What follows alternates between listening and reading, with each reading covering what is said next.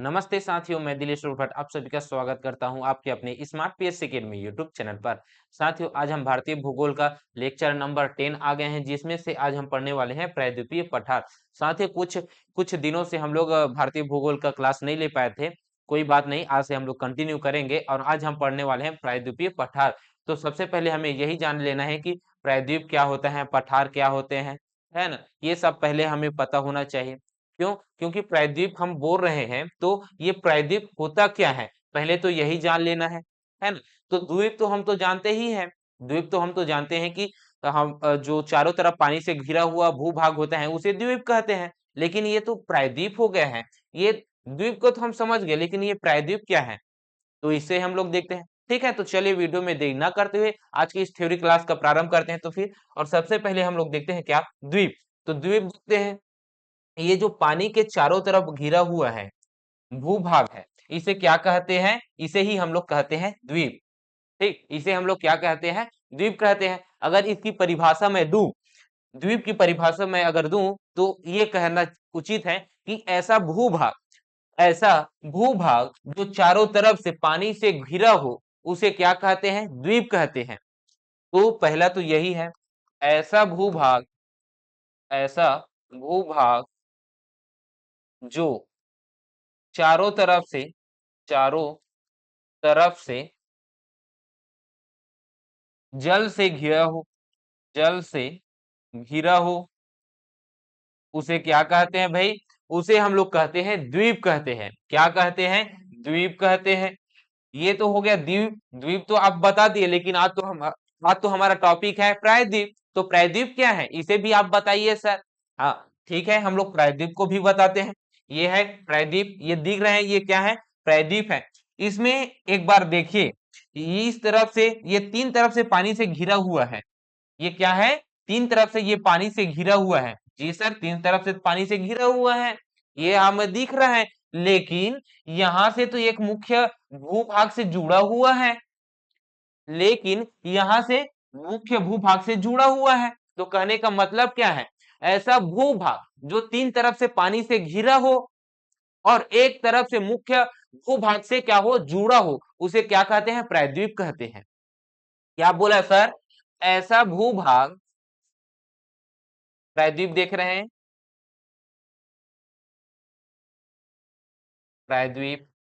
ठीक है, प्रायद्वीप देख रहे हैं, जिसमें से इसकी अगर परिभाषा दूं, तो परिभाषा क्या है, ऐसा भूभाग, ऐसा भूभाग जो तीन ओर से, तीन तरफ से, तीन तरफ से, तीन तरफ से पानी से घिरा हो, घिरा हो, वह एक तरफ से मुख्य मुख्य भूभाग से, भूभाग से जुड़ा हो, जुड़ा हो, उसे क्या कहेंगे जी, उसे कहेंगे प्रायद्वीप कहेंगे। क्या कहेंगे, उस भूभाग को हम लोग प्रायद्वीप कहते हैं। ठीक है, तो प्रायद्वीप क्या होता है, द्वीप क्या होता है, ये आपको पता चल गया।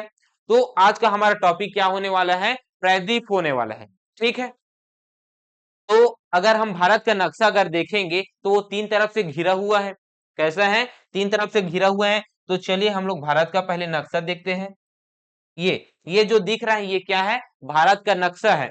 और ये भारत के नक्शा में प्रदर्शित ये जो दिख रहा है, ये तीन तरफ से क्या है जी, ये तीन तरफ से पानी से घिरा हुआ है। ये जो दिख रहा है, ये ठीक है, ये तीन तरफ से पानी से घिरा हुआ है। क्यों, क्योंकि इस तरफ ये पूर्व, पूर्व वाला हिस्सा है, और ये है पश्चिम, और ये है पश्चिम, और ये नीचे में है दक्षिण, दक्षिण। तो ये तीन तरफ से क्या है, पानी से घिरा हुआ है। ऐसा कैसे, दक्षिण में है, दक्षिण में, दक्षिण में, दक्षिण में किससे घिरा हुआ है, तो दक्षिण में हिंद महासागर से घिरा हुआ है। किससे, हिंद महासागर, हिंद महासागर से घिरा हुआ है। ठीक है, वही बात की जाए पश्चिम की, तो पश्चिम से किससे घिरा हुआ है, अरब सागर से। पश्चिम की अगर बात की जाए, तो पश्चिम में किससे घिरा है, पश्चिम में घिरा है अरब सागर से। किससे, अरब सागर से, अरब सागर से। ठीक, वही अगर पूर्व की बात की जाए, तो पूर्व में किससे घिरा हुआ है जी, तो पूर्व की अगर बात की जाए, तो पूर्व में घिरा हुआ है बंगाल की खाड़ी से। इसे बंगाल की खाड़ी से, बंगाल की खाड़ी से घिरा हुआ है। ठीक, इतना आपको पता चल गया। तो ये तीन तरफ से क्या है, पानी से घिरा हुआ है, और एक तरफ से ये क्या है, ये एक तरफ से भूभाग से जुड़ा हुआ है। इस वजह से इसे हम लोग क्या कहते हैं, प्रायद्वीप कहते हैं। ठीक, ये हो गया। तो ये प्रायद्वीप पठार है, इसका नाम कैसे पड़ा, क्योंकि यहाँ पे बहुत सारे पठार हैं, उच्चवत क्षेत्र देखने को मिलता है। ऐसा नहीं कि सिर्फ यहाँ पे पठार बस मिलेगा, ऐसा नहीं है, इसमें पर्वत श्रेणी भी देखने को मिलेगी, छोटे छोटे ऊंची चोटी भी देखने को मिलेगी। तो पर्वत देखने को मिलेगा, पठार देखने को मिलेगा, इस वजह से इसे प्रायद्वीप पठार कहते हैं, भारत का प्रायद्वीप पठार कहते हैं। ठीक है, ये है। तो अभी तक हमने कितने भूभाग को पढ़ चुके हैं, अगर देखें ये वाला देखते हैं, कौन सा वाला, ये प्राकृतिक विभाजन को देखते हैं, प्राकृतिक विभाजन का चित्र। प्रायद्वीपीय पठार की अगर बात की जाए, प्रायद्वीपीय पठार की, तो कुछ इस प्रकार से दिखाई देता है, कुछ इस प्रकार से दिखाई देता है प्रायद्वीपीय पठार। ये क्या है, प्रायद्वीपीय पठार का चित्रण है। ठीक है, अगर बात की जाए इसकी आकार की, क्या है, इसकी आकार की अगर बात की जाए, तो इसकी आकार किस प्रकार से दिख रहे हैं जी, आकार की अगर बात की जाए तो आकार इसका किस प्रकार से दिख रहा है, कुछ इस प्रकार से त्रिभुजाकार का दिख रहा है ना, ये कुछ इस प्रकार से त्रिभुजाकार दिख रहा है ना, मोटे तौर पर ही मान लीजिए त्रिभुजाकार दिख रहा है, कौन सा, त्रिभुजाकार, त्रिभुजाकार, क्या है, त्रिभुजाकार, इसका क्या है जी, आकार है। वही अगर सीमाओं की बात की जाए, इनके जो बॉर्डर है, बॉर्डर की बात की जाए, तो इसके जो उत्तर दिख रहे हैं, ये जो उत्तर दिख रहे हैं, इसमें पर्वत श्रेणी देखने को मिलती है, इसके उत्तर में पर्वत श्रेणी देखने को मिलती है। यहाँ पे देखने को मिलेगा अरावली पर्वत श्रेणी, क्या देखने को मिलेगा, अरावली पर्वत श्रेणी। और यहाँ पास दिखने को मिलेगा, क्या दिखने को मिला है, सतमला, जो सतपुड़ा श्रेणी, ठीक है, कौन सी, सतपुड़ा श्रेणी देखने को मिलेगा। यहाँ पे राज राजमहल की पहाड़ी श्रेणी देखने को मिलेगी, पर्वत देखने को मिलेगा। ठीक, राजमहल की पहाड़ी देखने को मिलेगा यहाँ पे, और यहाँ पे देखने को मिलेगा पश्चिमी घाट, और पूर्व की तरफ देखने को मिलेगा पूर्वी घाट। तो ये तीनों तरफ से क्या है, घिरा हुआ है पहाड़ियों से। ठीक है, इसे हम लोग देखते हैं। अगर इसके क्षेत्रफल की बात करूं, किसके, अगर क्षेत्रफल की बात करूं, क्षेत्रफल की, तो इसका क्षेत्रफल कितना है जी, इनका क्षेत्रफल है 16 लाख वर्ग किलोमीटर। कितना है, 16 लाख वर्ग किलोमीटर, 16 लाख वर्ग किलोमीटर है, वर्ग किलोमीटर है जी। ठीक, तो ये जो 16 लाख वर्ग किलोमीटर में फैला हुआ क्षेत्र है, इसमें सिर्फ पठार बस देखने को मिलेगा क्या, ना जी ना, इसमें तो हमें अभी जस्ट बता दिए कि ये पर्वत से घिरा हुआ है, तो इसके नीचे में भी तो पर्वत होगा, पर्वत श्रेणी होंगे, और इनके भी बीच में क्या होगा, पठार भी होगा। तो ऐसा नहीं है कि हमें सिर्फ पठार बस पढ़े प्रायद्वीपीय पठार के अंतर्गत, ऐसा नहीं है, इसके अंतर्गत हम लोग पर्वत भी पढ़ेंगे, पठार भी पढ़ेंगे। तो प्रायद्वीपीय पठार को हम लोग पढ़ने का दो तरीका है, एक तो है पर्वत, दूसरा है पठार। तो हम लोग प्रायद्वीपीय पठार को हम लोग किससे पढ़ते हैं जी, अगर विभाजन की अगर बात की जाए, प्रायद्वीपीय पठार की अगर विभाजन की बात की जाए, तो दो भाग में हमें बांटकर पढ़ सकते हैं। तो भारत के प्रायद्वीपीय प्रायद्वीपीय पठार को पठार को दो भागों में बांट सकते हैं। वो भाग कौन कौन सा है, देखते हैं, कौन कौन सा है उसे हम लोग देखते हैं। ठीक, पहला कौन सा है, पहला है पर्वत श्रेणी, कौन सा है, पर्वत श्रेणी, पर्वत श्रेणी है। दूसरा कौन सा है, तो दूसरा है पठार, कौन सा है, पठार।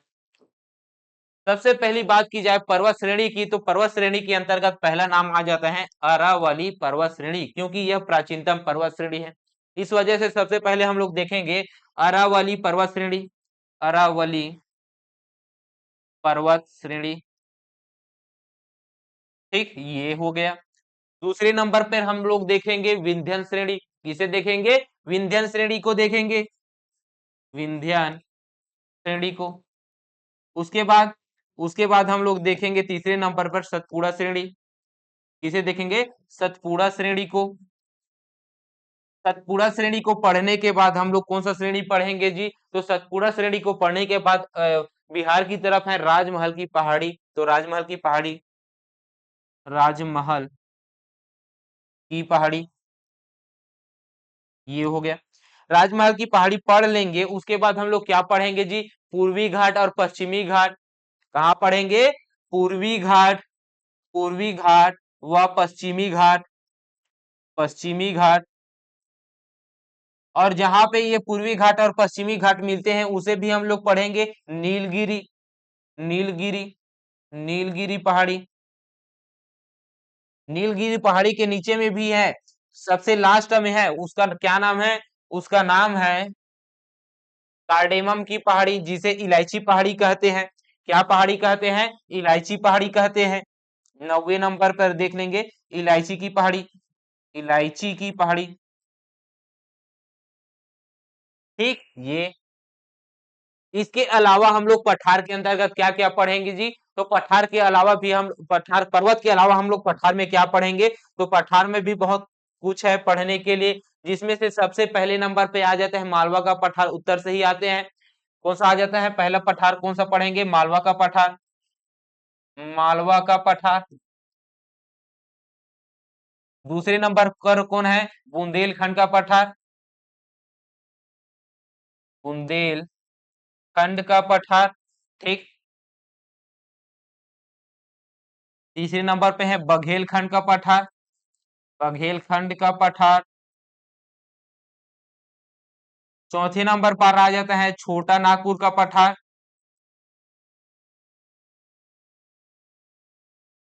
छोटे नागपुर के पठार के अंतर्गत हम लोग देखेंगे मेघालय का पठार, मेघालय का पठार। उसके बाद हम लोग देखेंगे कौन सा? उसके बाद हम लोग देखेंगे दक्कन का पठार। कौन सा देखेंगे भाई? दक्कन, दक्कन का पठार। अब ये दक्कन का पठार पढ़ लेंगे तो उसके ही नीचे में कर्नाटक, दक्कन के ही पठार का भाग माना जाता है तेलंगाना का पठार को। तो तेलंगाना का पठार, तेलंगाना का पठार। तेलंगाना के पठार को पढ़ने के बाद हम लोग पढ़ेंगे कर्नाटक का पठार, कर्नाटक का पठार। ठीक है, तो प्रायद्वीपीय पठार के अंतर्गत इतने सारे पर्वत श्रेणियों को, इतने सारे पठार को हमें पढ़ना है। ठीक है, तो आज हम क्या पढ़ेंगे? तो आज हम पढ़ेंगे पर्वत श्रेणी। तो पर्वत श्रेणी के हम लोग देखते हैं, है ना? तो सबसे पहले हम लोग देखेंगे कि इसमें मैप में देखेंगे कि कहां पर कौन सी पर्वत श्रेणी देखने को मिलती है। ठीक है, तो सबसे पहले बात की जाए अरावली पर्वत श्रेणी की। हम लोग अरावली पर्वत श्रेणी ही देखे है ना। तो यहाँ पे कौन सा पर्वत श्रेणी है जी? तो यहाँ पे है अरावली पर्वत श्रेणी। कौन सा है? अरावली पर्वत श्रेणी है। ये कौन सा है? ये है अरावली पर्वत श्रेणी, अरावली पर्वत श्रेणी। चलिए, पर्वत श्रेणी को नहीं लिखता, सिर्फ अरावली बस लिख दिया हूं। ठीक है, क्योंकि स्पेस और भी बहुत सारा आने वाला है। ठीक, अरावली पर्वत श्रेणी के नीचे में यहाँ पे है, कहाँ पे? यहाँ पे है। इस पर्वत श्रेणी को क्या कहते हैं जी? इस पर्वत श्रेणी को कहते हैं विंध्यन पर्वत श्रेणी। कौन सा? विंध्यन पर्वत श्रेणी कहते हैं। ये कौन सा है? विंध्यन, विंध्यन पर्वत श्रेणी हो गया ये वाला। ठीक, ये इसके नीचे में ही, विंध्यन के नीचे में ही यहाँ पास एक पर्वत श्रेणी देखने को मिलेगा, और ये पर्वत श्रेणी कौन सा होगा? ये पर्वत श्रेणी होगा कौन सा? ये होगा सतपुड़ा पर्वत श्रेणी। कौन सा है? सतपुड़ा पर्वत श्रेणी।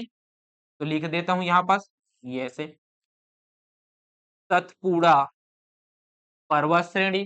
ठीक है, ये हो गया। दो पर्वत, तीन पर्वत श्रेणी देख लिए यहाँ पास। उसके बाद हम लोग यहाँ पास देखेंगे कौन सा है?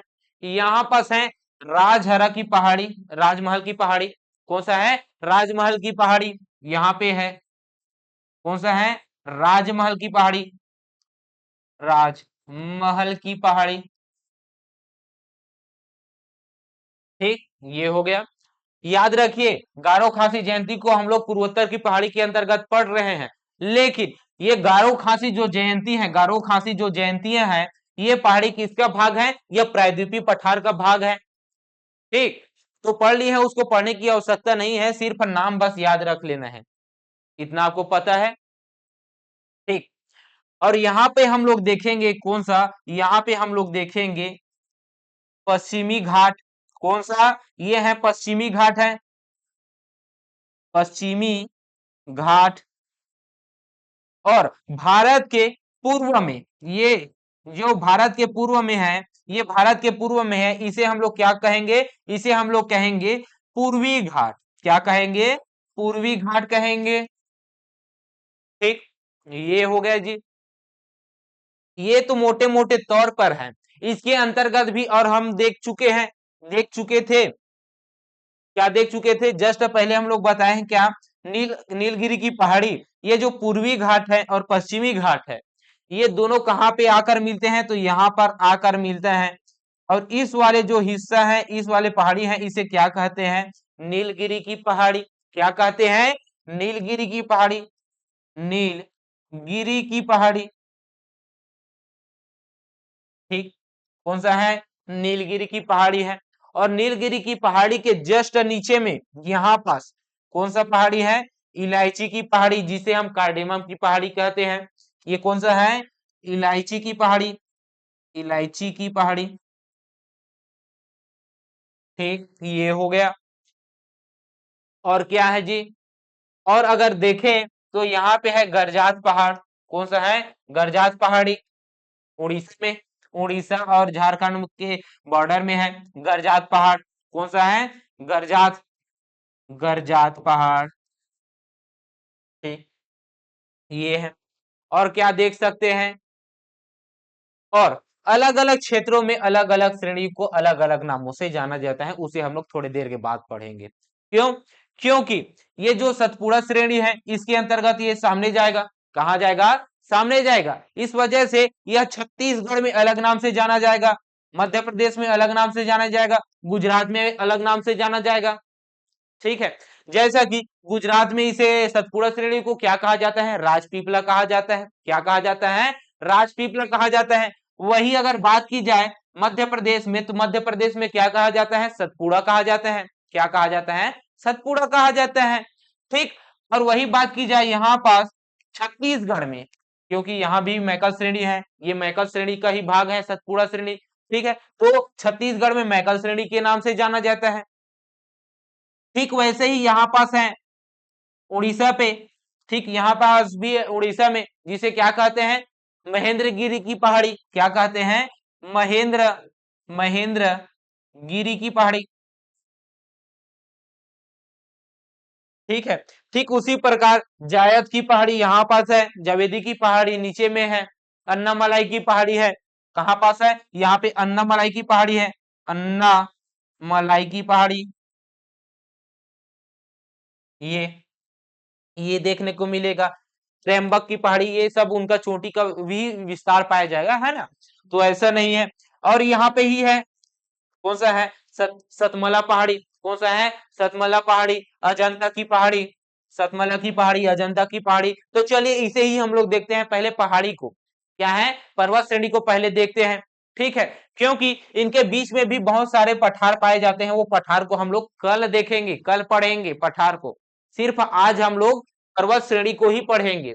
ठीक है, तो चलिए पहले हम लोग देखते हैं कौन सा, पहले हम लोग देखते हैं ये अरावली पर्वत श्रेणी। कौन सा देखेंगे, अरावली पर्वत श्रेणी देखेंगे। तो अरावली पर्वत श्रेणी को अगर देखें, यहां ही पहले देखें, तो इनका अगर विस्तार देखें तो ये गुजरात से लेकर राजस्थान, राजस्थान में सर्वाधिक है, लेकिन गुजरात में भी इसका विस्तार है, राजस्थान में इनका विस्तार दिख रहा है, हरियाणा में भी इसका विस्तार दिख रहा है, और यह दिल्ली तक जाएगा इसका विस्तार। क्या है, दिल्ली तक जाएगा। तो इसकी लंबाई हुई आपको देखने को मिलेगा, तो इसकी लंबाई कितनी है, 800, कितना है, 800, 800 किलोमीटर है इसकी लंबाई। ठीक, तो चलिए पहले अरावली पर्वत श्रेणी को देखते हैं हम लोग, पहले देखते हैं अरावली पर्वत श्रेणी, अरावली पर्वत श्रेणी। अरावली पर्वत श्रेणी के अंतर्गत आपको सबसे पहले क्या याद रखना है, तो सबसे पहले यही याद रखना है कि यह सबसे प्राचीनतम पर्वत है। क्या है, सबसे, सबसे प्राचीन, प्राचीन पर्वत है। पर्वत के साथ साथ ये है प्राचीन है, पर्वत है ना। तो ये क्या है, सबसे प्राचीन है। अभी ये किसका उदाहरण है, अगर उदाहरण देखें तो ये अवशिष्ट पर्वत का उदाहरण हो गया है। क्यों, क्योंकि यह बचा खुचा हुआ है, ये क्या है, इसका विघटन हो रहा है, क्षरण हो रहा है। अवशिष्ट अवशिष्ट अपने साथ ये जो हवा है, पानी है, इनके साथ क्या होते जा रहा है, ये अस्तित्व कम होते जा रहे हैं। इसकी जो ऊंचाई थी वो क्या है, कम कम कम कम होते जा रहा है। इस वजह से ये क्या है, अवशिष्ट पर्वत का उदाहरण है। किसका है, अवशिष्ट पर्वत का उदाहरण है। ठीक, अवशिष्ट पर्वत का उदाहरण है। ठीक, ये है। तो अगर आपसे पूछे कि अरावली पर्वत क्या है, सबसे प्राचीनतम मोड़दार पर्वत है। मोड़दार भी पर्वत कह सकते हैं, क्या है, मोड़दार, मोड़दार पर्वत, मोड़दार अवशिष्ट पर्वत है, ये भी कह सकते हैं। अरावली पर्वत सबसे प्राचीनतम मोड़दार पर्वत है, जो कि अवशिष्ट पर्वत का उदाहरण है ये। ठीक, इसका विस्तार कहां से कहां तक है, अगर विस्तार की अगर बात करूं तो इसका विस्तार कहां से कहां तक है, अभी हमने जस्ट देखा है कहां पे है, गुजरात में। कहां पे, गुजरात में, गुजरात में है इसका विस्तार। उसके बाद हरियाणा, राजस्थान चला जाता है, कहां पे, राजस्थान, राजस्थान से हरियाणा, हरियाणा, और हरियाणा से यह दिल्ली तक जाता है, कहां तक, दिल्ली तक। ठीक, ये है। तो इन राज्यों में ये क्या है, इनका विस्तार देखने को मिलेगा। ठीक, अगर कोई भी पर्वत पढ़ते हैं, कोई भी पर्वत श्रेणी पढ़ते हैं, उनकी क्या है, सबसे ऊंची चोटी देखने को मिलती ही है। तो सबसे ऊंची चोटी कौन सी है इसकी, तो इसकी अगर ऊंची चोटी की बात करूं, सबसे ऊपर गुरु शिखर ही है। कौन सा है, सर्वोत्तम शिखर की अगर बात करूं तो कौन सा है, गुरु शिखर। कौन सा है, गुरु शिखर है। ठीक, ये क्या है, इनकी सबसे ऊंची चोटी है गुरु शिखर। ठीक है, ये जो गुरु शिखर है ये कहां पर स्थित है जी, तो ये आबू पहाड़ में स्थित है। कहां पे, आबू पहाड़ में है, आबू पहाड़ में है। अब ये आबू पहाड़ आ गया तो एक और फैक्ट याद रख लीजिए, ये आबू पहाड़ क्या है, ये आबू पहाड़ जैनियों का प्रसिद्ध तीर्थ स्थल है। क्या है, प्रसिद्ध, जैनियों का प्रसिद्ध तीर्थ स्थल है, धर्म स्थल भी बोल सकते हैं, जैनियों का प्रसिद्ध धर्म स्थल है। ठीक, तो लिख लीजिए, जैनियों का, जैनियों का प्रसिद्ध, प्रसिद्ध धर्म स्थल है। क्यों ऐसा कहा, क्योंकि यहाँ पर दिलवाड़ा जैन मंदिर स्थित है। माउंट आबू पर दिलवाड़ा जैन मंदिर स्थित है। ठीक है, तो यहाँ पे क्या है, जैनियों का दिलवाड़ा, दिलवाड़ा जैन मंदिर, जैन मंदिर स्थित है। कहां पास स्थित है जी, माउंट आबू पहाड़ में स्थित है। ठीक, इतना आपको पता चल गया। आगे याद रखना, यहां पास मैं आपको क्या बता दिया था, यहां पास मैं बताया था कि ये दिल्ली तक जाता है भाई। क्या जाता है, दिल्ली तक ये जाता है। तो यहां पास दिल्ली में एक क्या है, पहाड़ है, उस पहाड़ का क्या नाम है जी, उस पहाड़ का नाम है रायसीना की पहाड़ी। क्या नाम है, रायसीना की पहाड़ी है। और इसी रायसीना की पहाड़ी में दिल्ली में क्या है, राष्ट्रपति भवन स्थित है। क्या है, राष्ट्रपति भवन स्थित है। तो चलिए पहले देखते हैं रायसीना की पहाड़ी। रायसीना की पहाड़ी क्या है, रायसीना की पहाड़ी में ही किसका भाग है, तो रायसीना की पहाड़ी अरावली पर्वत श्रेणी का भाग है। ठीक है, रायसीना की पहाड़ी। ठीक, ये हो गया, इसे हम लोग देखते हैं रायसीना की पहाड़ी को। ठीक है, यह अरावली पर्वत का हिस्सा है, सबसे पहले तो यही याद रखिए, ये क्या है, अरावली का ही हिस्सा है, अरावली पर्वत का हिस्सा है। ठीक, ये क्यों इंपॉर्टेंट है भाई, क्योंकि यहां पास राष्ट्रपति भवन स्थित है। क्योंकि इस पर, इस पर्वत पर, इस पर्वत पर राष्ट्रपति, राष्ट्रपति भवन स्थित है, स्थित है। ठीक, ये आपको पता चल गया। इसके अलावा और क्या, जो अरावली पर्वत हैं, क्या है, जो अरावली पर्वत हैं, उनसे एक नदी निकलती है, प्रमुख नदी है। कौन सी नदी है, ये एक प्रमुख नदी यहां से निकलती है, उस नदी का क्या नाम है जी, ये देखिए, यहां से एक नदी निकलती है, उस नदी का नाम है लूनी नदी। क्या नाम है, लूनी नदी नाम है। ठीक। ये जो लूनी नदी है ये राजस्थान में बहती है, तो ये राजस्थान में बह रही है, तो ये राजस्थान का पश्चिमी जो हिस्सा है ये क्या है, मरुस्थल है। क्या है, मरुस्थल है। पहले ये कहाँ पे बहेगी, मैदान में बहेगा। मैदान में बहने के बाद ये कहाँ पे चला जाएगा, मरुस्थल एरिया में चला जाएगा। ठीक है, मरुस्थल में जाने के बाद ये कहाँ पे चला जाता है, गुजरात में, और गुजरात के कच्छ के रण में आकर ये क्या हो जाता है, विलीन हो जाता है। क्या हो जाता है, विलीन हो जाता है। कच्छ के रण में आकर विलीन हो जाता है। इस वजह से ये सागर में नहीं जा रहा है, इस वजह से इसे क्या कहते हैं, अंतः स्थलीय, क्या कहते हैं, अंतः स्थलीय नदी कहते हैं लूनी नदी को। ठीक, इतना आपको पता चल गया जी। तो लूनी नदी के बारे में मैंने आपको क्या बता दिया, लूनी नदी के बारे में आपको मैंने बताया कि ये क्या है, अंतः स्थलीय नदी है। तो अरावली, अरावली पर्वत से, पर्वत से लूनी नदी का उद्गम होता है। ठीक है, अब बाकी को मैं बता चुका हूं, लेकिन इसको हम लोग पढ़ेंगे नदी अपवाह तंत्र में। ठीक है, यहाँ पे उतना ज्यादा डीपली नहीं जाऊंगा मैं।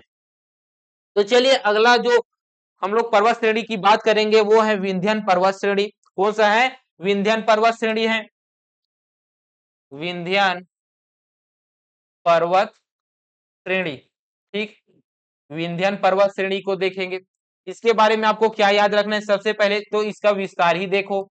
क्या है, सबसे पहला इसका विस्तार ही देखना है। तो इनका विस्तार कहाँ कहाँ पे है जी, तो इसका विस्तार के लिए हम लोग जाते हैं मैप में जो बनाए हैं वो। ठीक, नहीं दूसरा मैप लेते हैं, दूसरा मैप में देखेंगे। इसमें इसमें देखते हैं। ठीक है, हम लोग क्या पढ़ने वाले हैं, विंध्यन श्रेणी।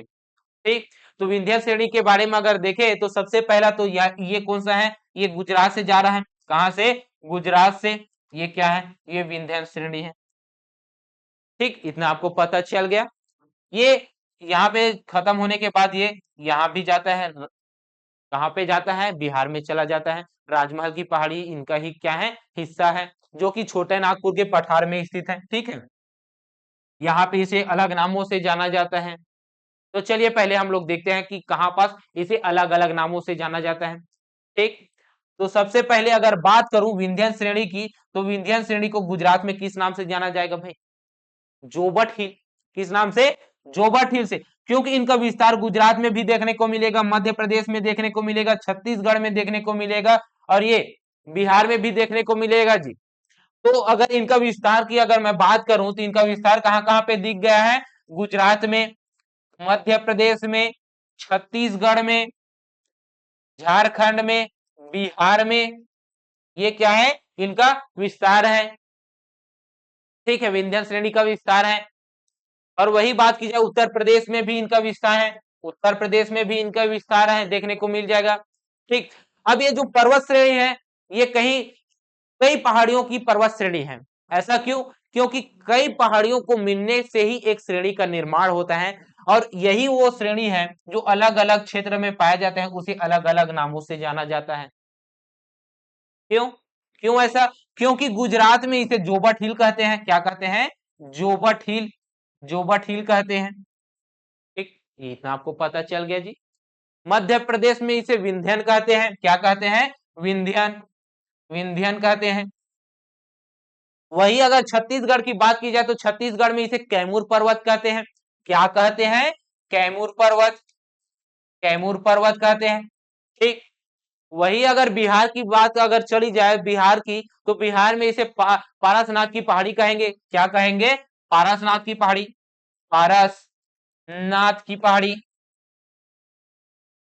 क्या कहेंगे, पारसनाथ की पहाड़ी कहेंगे। ठीक है, तो अलग अलग श्रेणी से मिलने से, ये अलग अलग पर्वत के मिलने से क्या होता है, एक श्रेणी का निर्माण हुआ है, उसका क्या नाम है, विंध्यन पर्वत श्रेणी। ठीक, इतना आपको पता चल गया। और विंध्यन पर्वत श्रेणी के जस्ट नीचे में नर्मदा नदी बहती है जी। क्या है, नर्मदा नदी बहती है। इस वजह से क्या है, विंध्यन श्रेणी नर्मदा घाटी श्रेणी भी है। ठीक, इतना आपको पता चल गया। और सतपुड़ा श्रेणी इसके जस्ट नीचे में है, विंध्यन श्रेणी के जस्ट नीचे में है। तो सतपुड़ा श्रेणी के नीचे में है, तो यहाँ पे क्या है, नदी बह रही है, कौन सा, नर्मदा नदी। तो सतपुड़ा श्रेणी इसके नीचे में होगा। तो इन दोनों पर्वतों को क्या कर रहा है, विभाजन कर रहा है, अलग कर रहा है। ठीक, कौन कर रहा है, नर्मदा नदी। तो ये कौन सा है, सतपुड़ा श्रेणी है। तो सतपुड़ा श्रेणी देखे तो फिर चलिए फिर सतपुड़ा श्रेणी देखते हैं। कौन सा, सतपुड़ा श्रेणी, सतपुड़ा श्रेणी। अब ये सतपुड़ा श्रेणी का विस्तार कहां पे है जी, विस्तार की अगर बात की जाए तो विस्तार में ये आ जाता है गुजरात से लेकर, कहां से, गुजरात में है इनका विस्तार, गुजरात में है, मध्य प्रदेश में है, कहां पे है, गुजरात में है, मध्य प्रदेश में है, छत्तीसगढ़ में है, सीजी में है, झारखंड में है, झारखंड में है, ठीक है, झारखंड में है। तो इनमें क्या है, इनका विस्तार देखने को मिलता है सतपुड़ा श्रेणी का। तो पहले हम लोग इसका देखते हैं जी, क्या देखते हैं, गुजरात में इसे अलग नाम से जाना जाता है। याद रखिए, यहाँ पे एक और ऐड कर लीजिए, कौन सा, यहाँ पे ऐड कर लीजिए महाराष्ट्र, महाराष्ट्र, मध्य प्रदेश, ठीक है, ये हो गया, महाराष्ट्र भी ऐड कर लीजिएगा। ये जो गुजरात है, इस गुजरात में इसे किस नाम से जाना जाता है, तो गुजरात में इसे राजपीपला के नाम से जाना जाता है। किस नाम से, राजपीपला, राजपीपला के नाम से जाना जाता है। राजपीपला श्रेणी कहते हैं, पर्वत श्रेणी कहते हैं सतपुड़ा श्रेणी को। ठीक, वही बात की जाए मध्य प्रदेश की, तो मध्य प्रदेश के अंतर्गत इसे बोलते क्या है, तो मध्य प्रदेश के अंतर्गत इसे बोलते हैं महादेव पहाड़ी। क्या बोलते हैं, महादेव पहाड़ी, महादेव पहाड़ी। वही बात करिए छत्तीसगढ़ के, तो छत्तीसगढ़ के अंतर्गत इसे कौन सा नाम से जाना जाता है जी, तो मैकल पर्वत के नाम से जाना जाता है। कौन से पर्वत, मैकल पर्वत, मैकल पर्वत। मैकल पर्वत किसका भाग है, किसका हिस्सा है, सतपुड़ा श्रेणी का हिस्सा है। ठीक, इतना आपको पता चल गया। और याद रखिए, इनका जो सर्वाधिक ऊंची चोटी है, जो सर्वाधिक ऊंची चोटी हमें देखने को मिलेगा सतपुड़ा श्रेणी को, वो मिलेगा कहां पास, वो मिलेगा महादेव पहाड़ी पर देखने को मिलेगा। कहां पास, महादेव पहाड़ी पर देखने को मिलेगा, जिसकी चोटी क्या है, हाइट क्या रहने वाली है, तो इस चोटी का क्या नाम है जी, तो इस चोटी का नाम है धूपगढ़। क्या नाम है, धूपगढ़ है, धूपगढ़ है। ठीक, अगर इसकी हाइट की बात की जाए तो हाइट कितना है, 1350 मीटर है। कितना है, 1350 मीटर इनकी क्या है, हाइट है। ठीक, इतना आपको पता चल गया। वही बात की जाए अमरकंटक पर्वत की, तो अमरकंटक पर्वत में भी हमें एक चोटी देखने को मिलेगा जिसका नाम है अमरकंटक पर्वत चोटी। क्या है, मैकल पर्वत के अंतर्गत हमें देखने को मिलेगा अमरकंटक चोटी। क्या देखने को, अमरकंटक चोटी। और इसकी हाइट क्या होने वाली है, तो अमरकंटक चोटी की हाइट होने वाली है 1065 मीटर। कितना है, 1065 मीटर इनकी हाइट है। ठीक, इतना आपको पता चल गया। अब इसके अंतर्गत हमें क्या याद रखना है जी, ये छोटी है, मतलब अलग अलग पर्वत है, अलग अलग पर्वत से मिलकर बना है, इस वजह से इसे ब्लॉक पर्वत भी कहते हैं। क्या कहते हैं, ब्लॉक पर्वत कहते हैं। तो ये जो पर्वत है सतपुड़ा श्रेणी, ये किस प्रकार का पर्वत है, ब्लॉक पर्वत है। क्या है, ब्लॉक पर्वत है। ठीक है, ब्लॉक पर्वत है। तो इसका निर्माण किस प्रकार से हुआ है, किस प्रकार के चट्टान यहाँ देखने को मिलेगा, तो यहाँ पे बेसाल्ट क्रम के चट्टान हमें देखने को मिलेगा। ठीक, ये हो गया। ये जो सतपुड़ा पर्वत श्रेणी है, ये क्या है, सतपुड़ा पर्वत श्रेणी है, ये पर्वत है, ये क्या है, तो ये है सतपुड़ा श्रेणी। ये क्या है, ये है सतपुड़ा श्रेणी। इसके उत्तर में कौन सा नदी बह रही है, अमरकंटक से निकल कर आ रही है नर्मदा नदी। और नीचे में है ताप्ती नदी, ये है। तो ऊपर में कौन बह रही है, ऊपर में नर्मदा नदी, दक्षिण में ताप्ती नदी। तो ये दो नदियों का जल विभाजक का काम किए हैं जी, कौन किए हैं, सतपुड़ा श्रेणी किए हैं। इतना आपको पता चल गया। ठीक, ये तो हो गया सतपुड़ा श्रेणी के बारे में। और आगे देखें क्या, और आगे हम लोग देखते हैं अब पूर्वी घाट पश्चिमी घाट को देखते हैं। कहां पे देखते हैं, ये है पूर्वी घाट, ये कौन सा है, ये है पूर्वी घाट, पश्चिमी घाट है, सॉरी, ये पश्चिमी घाट है, और ये है पूर्वी घाट। अभी तक हम लोग क्या देख लिए, ये अरावली पर्वत श्रेणी देख लिए, ये अरावली पर्वत श्रेणी। और यहाँ पास हम लोग अभी देखे हैं सतपुड़ा श्रेणी। क्या देखे हैं, सतपुड़ा श्रेणी देखे हैं। ठीक है। ये है कौन सा, ये है पश्चिमी घाट। ये कौन सा है, पश्चिमी घाट। भारत के पश्चिम के ओर में स्थित है, इस वजह से पश्चिमी घाट। भारत के पूर्व में स्थित है, इस वजह से ये इस वाले घाट को पश्चिम पूर्वी घाट कहते हैं। ठीक है, तो सबसे पहले हम लोग बात करेंगे पूर्वी पश्चिमी घाट की। किसकी बात करेंगे, पश्चिमी घाट की। तो सर सबसे पहले लिखते हैं पश्चिमी घाट, पश्चिमी घाट। ठीक, अब ये पश्चिमी घाट के बारे में देखेंगे। इसका अगर विस्तार देखें, अगर इसका विस्तार देखें तो कहां कहां पे इसका विस्तार देखने को मिलेगा, ये देखने को मिलेगा महाराष्ट्र में। कहां पे, महाराष्ट्र में देखने को मिलेगा। ये महाराष्ट्र है, गुजरात है, ठीक है, कर्नाटक है, गोवा है, केरल है, तमिलनाडु है, इनमें इनका विस्तार देखने को मिलेगा। ठीक है, और अगर बात की जाए एक और बात, ये इस तरफ कौन सा सागर है जी, तो इस तरफ है अरब सागर।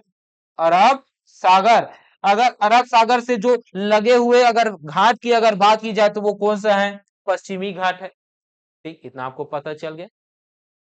पश्चिमी घाट को अन्य नाम से भी जाना जाता है, किस नाम से जाना जाता है, सहयाद्री के नाम से।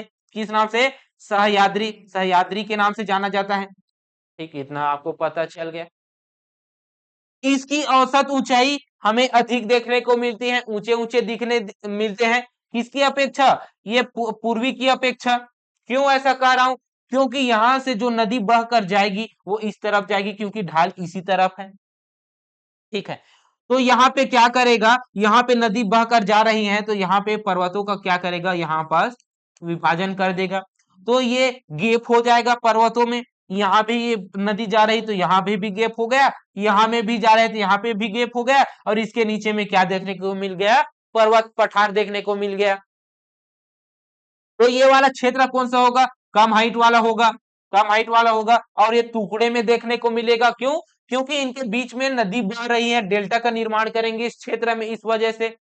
इतना आपको पता चल गया। तो पूर्वी पश्चिमी आपको पता चल गया भाई, इतना। अगर इसकी प्रमुख चोटी की अगर बात करूं मैं, कि इसकी पश्चिमी घाट की अगर प्रमुख चोटी की बात करूं तो प्रमुख चोटी कौन कौन सी है, विस्तार आपको देखने को मिल गया है, कहां पे है इसका विस्तार। ठीक, तो इसके विस्तार तो देख लिए ना, विस्तार, विस्तार को देख लिए कहां कहां पे इसका विस्तार है। अब हम लोग क्या देखेंगे, प्रमुख चोटी, प्रमुख चोटी। तो पश्चिमी घाट को दो भागों में बांटा गया है, दो भागों में बांटा गया है, जिसमें से अगर उत्तर को अगर देखें, ये क्या है, ये हो गया पश्चिमी घाट। ये क्या है, पश्चिमी घाट। और ये गोवा है, इस गोवा वाले क्षेत्र में दो भागों में बांट दिया गया है, जिसमें से ऊपर वाले भाग का सबसे ऊंची चोटी कौन सा हो जाएगा, कल सुबई है। कौन सा है, कल सुबई, कल सुबई। ठीक, ये है कल सुबई है। वही अगर नीचे की अगर बात की जाए, नीचे की, ये नीचे की बात की जाए तो अन्नामलाई पहाड़ी है। क्या है, अन्नामलाई पहाड़ी है। उसकी प्रमुख चोटी है अनाई मुड़ी। क्या है, अनाई मुड़ी, अनाई मुड़ी, अनाई मुड़ी, ये है इसकी वो सर्वाधिक ऊंची चोटी। ठीक, ये हो गया, देखने को मिलेगा भाई। इसके अलावा और हमें प्रमुख चोटी की अगर बात की जाए तो इसके अंतर्गत हमें देखने को मिलेगा महाबलेश्वर। क्या देखने को मिलेगा, महाबलेश्वर, बलेश्वर, ये देखने को मिलेगा जी। ठीक, इतना आपको पता चलेगा। इसके अलावा हरिश्चंद्र, क्या है, हरिश्चंद्र, हरिश्चंद्र, इसके अलावा हरिश्चंद्र चोटी, ये आपको देखने को मिलेगा। ठीक, इतना आपको पता चल गया। अगर इसकी विस्तार की अगर बात की जाए तो यहाँ पे कौन सी नदी बह रही है, तो यहाँ पे नर्मदा नदी बह रही है गुजरात में। ठीक है, ये, तो ये उत्तर से लेकर यहाँ पे दक्षिण तक, दक्षिण में कहां तक, दक्षिण में है नीलगिरी की पहाड़ी। कौन सा है, नीलगिरी की पहाड़ी है, तो नीलगिरी की पहाड़ी तक इनका क्या है, विस्तार हमें देखने को मिलता है। ठीक, ये है, ये कन्याकुमारी तक इनका विस्तार हमें देखने को मिलेगा, फैलाव। ठीक, तो गुजरात, सॉरी, थोड़ा पानी पी लेता हूं, उसके बाद पढ़ाऊंगा।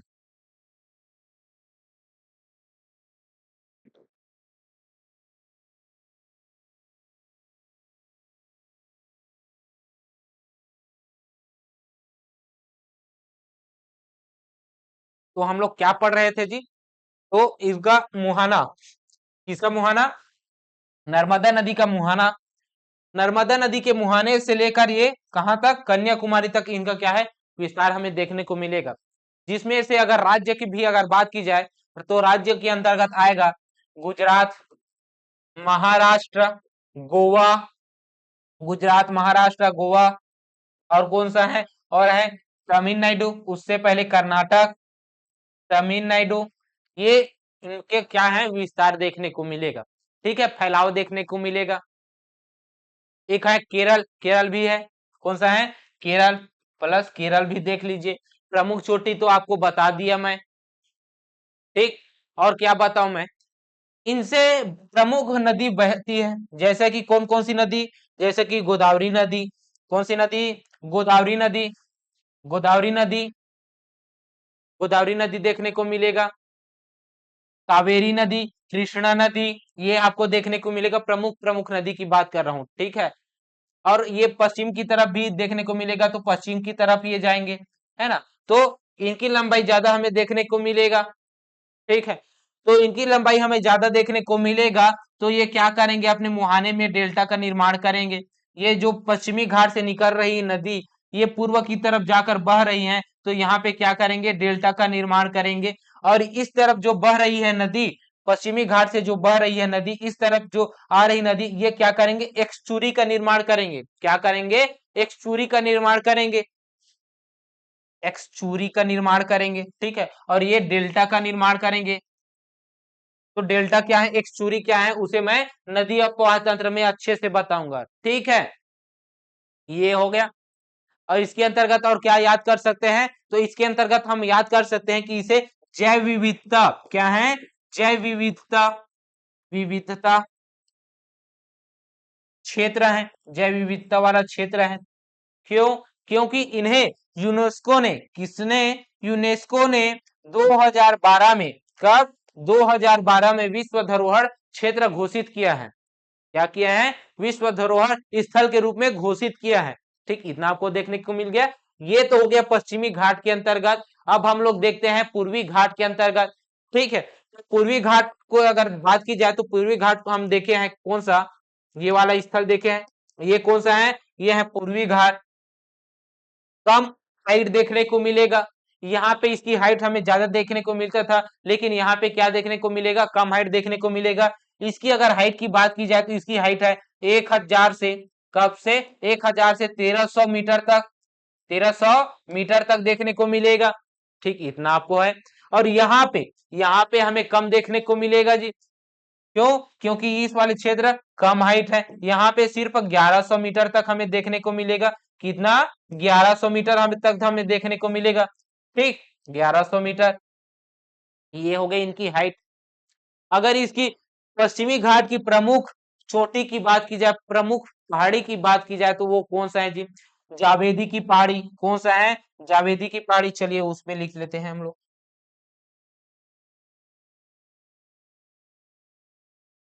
पूर्वी घाट, पूर्वी घाट। इसकी हाइट की क्या बात की हूं मैं, इसकी हाइट है 1100 मीटर। ठीक, वही बात की जाए प्रमुख चोटी की, प्रमुख चोटी की, तो प्रमुख चोटी के अंतर्गत हम लोग देखें तो सबसे पहली चोटी आ जाती है, कौन सा, तो सबसे पहली चोटी आ जाती है जावेदी। कौन सा है, जावेदी, जावेदी। उसके अलावा हरिश्चंद्र तो उसमें ले लिए हैं। जावेदी के बाद है सेवराय। कौन सा है, सेवराय, सेवराय, महेंद्रगिरी, महेंद्रगिरी, शिवराय, महेंद्रगिरी, ये शब्द हमें देखने को मिलेगा। ठीक है, तो ये हो गया पूर्वी घाट के अंतर्गत, इसे आप लोगों को याद करना है जी। ठीक है, अब लोग हम आते हैं दक्षिण की पहाड़ी की ओर। किस तरफ आते हैं, दक्षिण की पहाड़ी की ओर आते हैं। और ये दक्षिण की जो पहाड़ी दिख रही हैं, ये क्या है, ये जो दक्षिण की पहाड़ी हम किसे कहते हैं जी, तो ये जो दक्षिण की पहाड़ी के अंतर्गत हम ये नीलगिरी पहाड़ी को देखते हैं, क्योंकि यहाँ से क्या है, पूर्वी घाट और पश्चिमी घाट का मिलन स्थल है। इसके जस्ट नीचे में कौन सा पहाड़ी है, तो इसके जस्ट नीचे में कौन सा है जी, इसके जस्ट नीचे में है इलायची की पहाड़ी। ठीक है, तो इसके अंतर्गत इलायची ही पहाड़ी नहीं है, और भी बहुत सारे पहाड़ी हमें देखने को मिलेगा। ठीक है, तो और भी बहुत सारे हमें देखने को मिलेगा, जैसा कि अन्नामलाई की पहाड़ी, नीलगिरी की पहाड़ी, नीलगिरी की पहाड़ी, गिरी की पहाड़ी, अन्ना मलाई की पहाड़ी, मलाई की पहाड़ी, ठीक है। सेवराय की पहाड़ी, सेवराय की पहाड़ी, इसके अलावा जावेदी की पहाड़ी, कौन से, जावेदी, जावेदी की पहाड़ी, की पहाड़ी। उड़ीसा में कौन सा देखने को मिलेगा, यहाँ पे हमें देखने को मिलेगा महेंद्रगिरी की पहाड़ी, महेंद्रगिरी की पहाड़ी, महेंद्र गिरी की पहाड़ी, ठीक, ये है, ये सब हमें देखने को मिलेगा जी। और क्या है, ये है दक्षिण के अंतर्गत पहाड़ी, महेंद्रगिरी की पहाड़ी को हम लोग देख चुके हैं, लेकिन इसके अंतर्गत भी और भी बहुत सारे हैं दक्षिण की पहाड़ी के अंतर्गत, ठीक है। जिसमें से अगर बात की जाए कि इसके सबसे बड़ी अगर बात की जाए तो वो है कौन सा, नीलगिरी की पहाड़ी। उसके बाद कौन सा आ जाता है, अनाईमुड़ी की पहाड़ी। ये अनाईमुड़ी की पहाड़ी जो दिख रही है, क्या है, ये जो अनाईमुड़ी की पहाड़ी जो दिख रही है, इसमें ही दक्षिण की सर्वाधिक ऊंची चोटी वाला, दक्षिण की सर्वाधिक ऊंची चोटी इस पे ही है, जिसे किस नाम से जाना जाता है, अनाई मूड़ी के नाम से। क्या नाम से, अनाई, अनाई मूड़ी के नाम से। ये जो अनाई मूड़ी है, इसकी अगर हाइट की बात की जाए तो इसकी हाइट कितनी है, इसकी हाइट है 2695 मीटर। 2695 मीटर मतलब ये दक्षिण भारत की सबसे ऊंची चोटी है, दक्षिण, दक्षिण भारत की सबसे, सबसे ऊंची चोटी है, ऊंची चोटी है जी, ठीक, इतना आपको पता चल गया, ये है। और नीलगिरी पहाड़ी की बात की जाए, किसकी, नीलगिरी पहाड़ी की अगर बात की जाए तो नीलगिरी पहाड़ी की सबसे ऊंची चोटी है दोडा बेट्टा। क्या है, दोडा बेट्टा, दोडा, दोडा बेट्टा, ठीक है। क्या नाम है, दोडा बेटा नाम है, ठीक, इतना आपको पता चल गया। और इसी नीलगिरी की पहाड़ी में प्रसिद्ध पर्यटक स्थल ऊटी है। क्या है, प्रसिद्ध स्थल ऊटी है, वहां पे पर्यटक स्थल। उसके अलावा ये केरल में, केरल वाले स्थल में है, केरल वाले स्थल में है, जो कि नीलगिरी पर्वत का ही हिस्सा है। ये यहाँ पे क्या है, शांत घाटी स्थित है। क्या है, शांत घाटी स्थित है, जिसे हम लोग साइलेंट वैली कहते हैं। ये साइलेंट वैली जैव विविधता वाला क्षेत्र है जी। क्या है, जैव विविधता वाला क्षेत्र है। इसके अलावा और क्या याद रख सकते हैं इसे हम लोग, इसके अलावा हम लोग और क्या याद कर सकते हैं, जो और पर्वत है, क्या है, जो और पर्वत है उसे हम लोग देख लेते हैं। आंध्र प्रदेश की अगर बात की जाए तो आंध्र प्रदेश के अंतर्गत हमें और देखने को मिलता है, कौन सा, आंध्र प्रदेश के अंतर्गत, आंध्र प्रदेश के अंतर्गत हमें प्रमुख चोटी देखने को मिलता है, जिसमें से कौन कौन सा है, नगाली, कौन सा है, नगाड़ी पहाड़ी, नगाली, नगाली पहाड़ी, नगाली पहाड़ी। और बहुत सारे पहाड़ी हैं जिसमें से ये प्रमुख है। वेलीकोंडा पहाड़ी, कौन सा है, वेलीकोंडा पहाड़ी, वेली, वेलीकोंडा पहाड़ी। और ये वेलीकोंडा पहाड़ी के अलावा और कौन सा पहाड़ी है जी, वेलीकोंडा पहाड़ी के अंतर्गत और सारे आ जाते हैं, जैसे कि नल्ला मलाई। क्या है, नल्ला मलाई की पहाड़ी, नल्ला मलाई की पहाड़ी। अब ये नल्ला मलाई पहाड़ी है, इसके अंतर्गत हमें याद रखना है आंध्र प्रदेश है। ये किसके अंतर्गत है, ये आंध्र प्रदेश राज्य के अंतर्गत है, ठीक। और कौन सा है, एक है पालकोंडा की पहाड़ी, कौन सा है, पालकोंडा की पहाड़ी, कौन सा है जी, पालकोंडा की पहाड़ी, ठीक है। वही ये बात याद रखना है। और ये तमिलनाडु के अंतर्गत तो आप लोगों को मैं बता दिया हूं, है ना, जावेदी की पहाड़ी, सेवराय की पहाड़ी, और क्या है, पंचमलाई की पहाड़ी याद रखिए इसमें, कौन सा, पंचमलाई की पहाड़ी, पंचमलाई की पहाड़ी, मलाई की पहाड़ी, ठीक, ये याद रखना है इसके अंतर्गत, ठीक, यही तक है। तो दक्षिण भारत का जो पर्वत चोटियां हैं ये भी आपको पता चल गया। तो आज हम सिर्फ प्रायद्वीपीय पठार के अंतर्गत हम लोग जो बहुत सारे प्रमुख चोटियां हैं, श्रेणियां हैं, वही सब पढ़े हैं। और कल के वीडियो में हम लोग क्या पढ़ेंगे, कल के वीडियो में हम लोग पढ़ेंगे प्रायद्वीपीय पठार के अंतर्गत पठार पढ़ने वाले हैं, जो महत्वपूर्ण पठार है उसको हम लोग बहुत अच्छे तरीके के साथ पढ़ेंगे, ठीक है। तो आपको यह वीडियो कैसा लगा कमेंट करके बताएंगे। अगर यह वीडियो आपको पसंद आया होगा तो लाइक कीजिएगा। ठीक है, तो चलिए मिलते हैं नेक्स्ट वीडियो में, तब तक के लिए जय हिंद, जय भारत, जय छत्तीसगढ़।